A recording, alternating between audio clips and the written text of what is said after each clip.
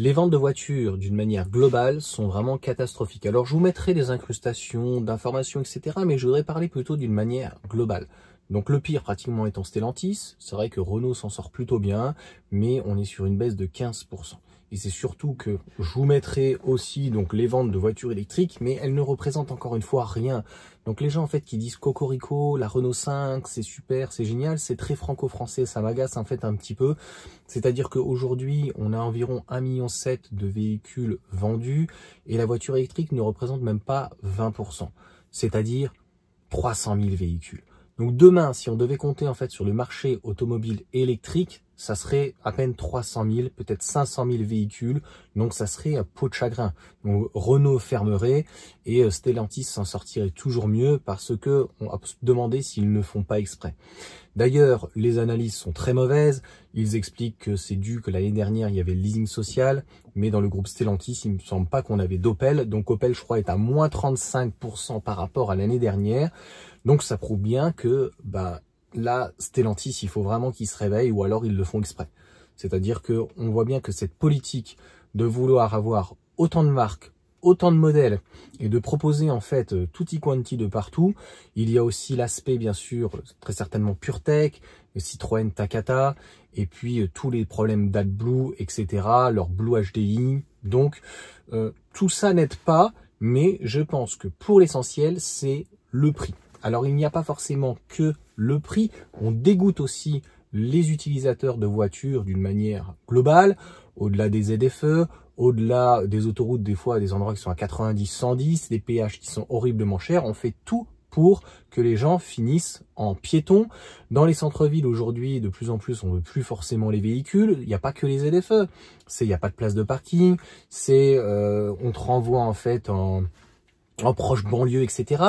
Donc, les radars, en fait, tout est fait pour t'emmerder. Et on va te dire que c'est pour ta sécurité, on va te dire qu'il faut que tu ralentisses, on va te dire donc plein de choses, mais obligatoirement, il y a un ras-le-bol.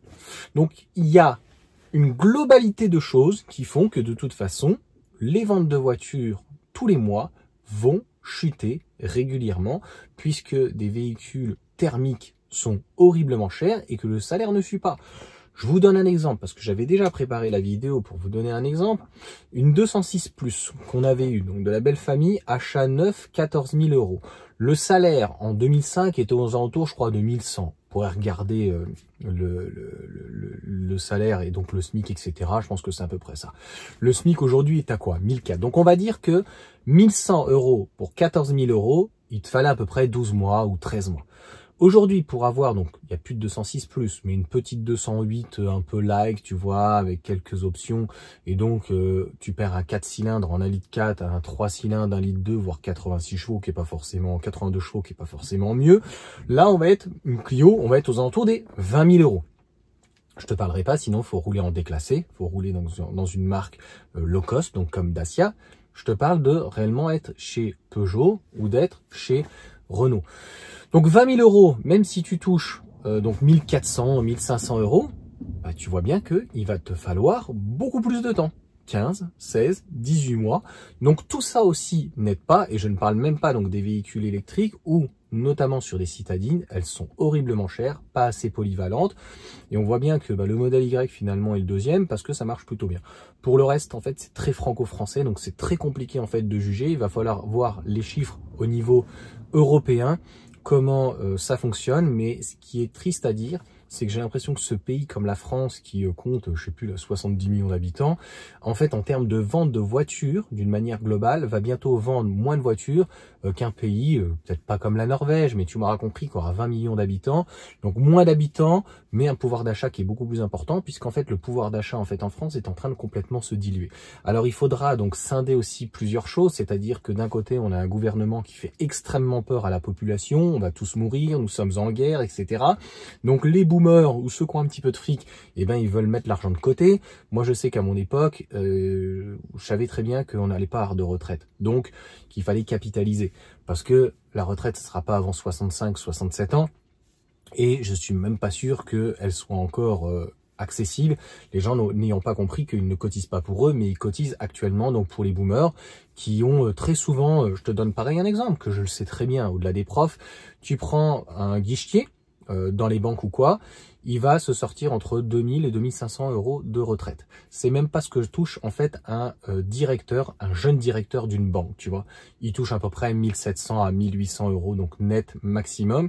Donc tu vois bien qu'on a un problème, c'est-à-dire qu'on solvabilise une population qui a tout eu, qui donc était avec des salaires très hauts, loin du SMIC, et avec des pourcentages lorsqu'ils sont partis à la retraite vraiment très honorables. Hein. On était loin des 50%, je crois, maintenant, ou du brut. On était à près de 80%, donc plein emploi, tout allait très bien, c'était parfait. Donc je ne dis pas qu'ils l'ont volé, je dis juste que en fait, il y a des moments, on va pas pouvoir solvabiliser peut-être les retraites sur ces tarifs-là, et on va peut-être pas pouvoir solvabiliser autant de politicards et autant de cas sociaux, parce que tout ça aussi, ça coûte cher malheureusement, et qui paye malheureusement, c'est celui qui travaille. Donc comme il se fait rare, et comme on le serre, on le presse, ça devient compliqué. Comme je l'ai déjà expliqué, au-delà des particuliers, aussi des sociétés, eh bien, il faut pratiquement être fiscaliste pour acheter un véhicule. Donc, les gens, en tout cas, on voit bien le boom, il est plutôt au niveau des véhicules d'occasion. Et puis, Saint-Born l'avait bien expliqué, c'est-à-dire que le parc est en train de grossir, toujours continuer à grossir, et l'État ne veut plus. Donc, il est en train de réduire le nombre de ventes de véhicules neufs, et les constructeurs le savent.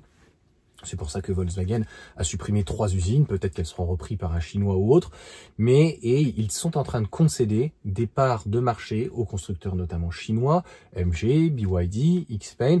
On voit bien que si le G6 arrive cette année avec le nouveau modèle à 40 000 euros, ça va être compliqué en fait de vendre peut-être un Scénic. Je ne dis pas qu'il est dans ce même tarif, donc il va falloir faire du protectionnisme, que l'Union européenne donc trouve une solution, refaire des bonus, mais bon.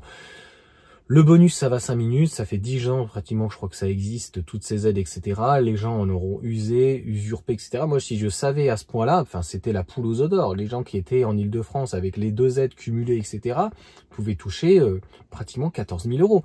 Donc un véhicule qui était à 40 000, une modèle 3 ou quoi, il l'a touché à 25 000 balles, 28 000 balles.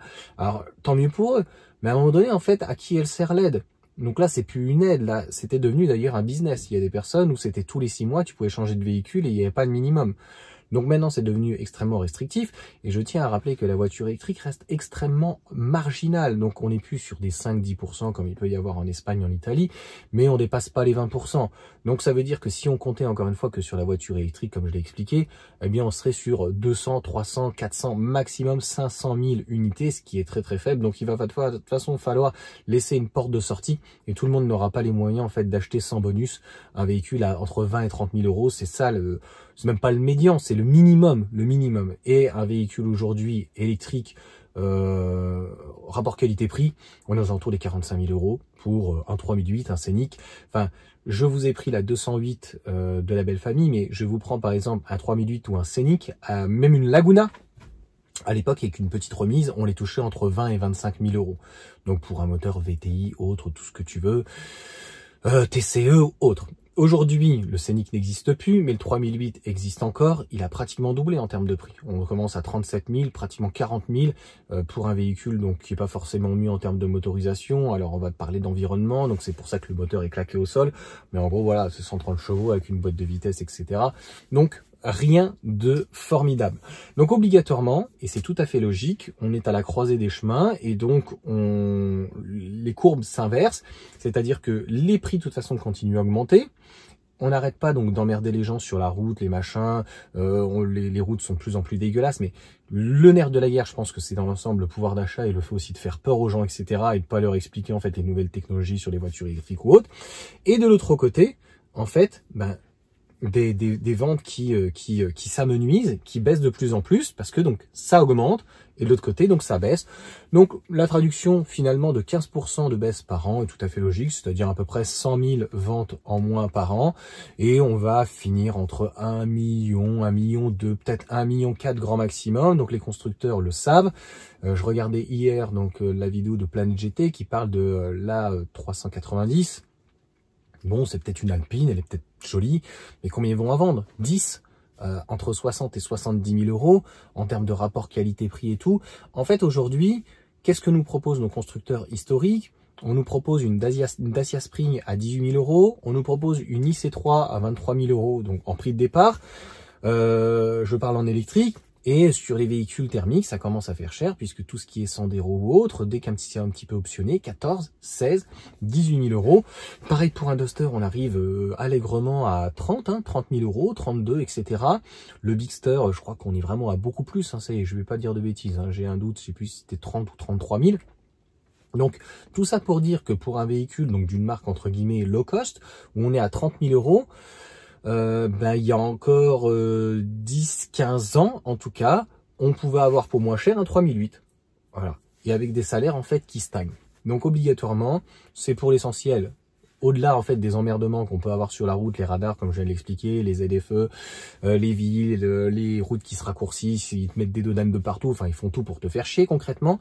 C'est véritablement un problème de pouvoir d'achat, et c'est pour ça que les véhicules, finalement, d'occasion, eh bien, il y a un boom, parce que, en fait, les gens se ruent sur les véhicules, donc, d'occasion, parce que, ils sont plus en capacité, en fait, de pouvoir acheter un véhicule neuf. Voilà pour cette vidéo, je vous souhaite une bonne journée, puis à bientôt.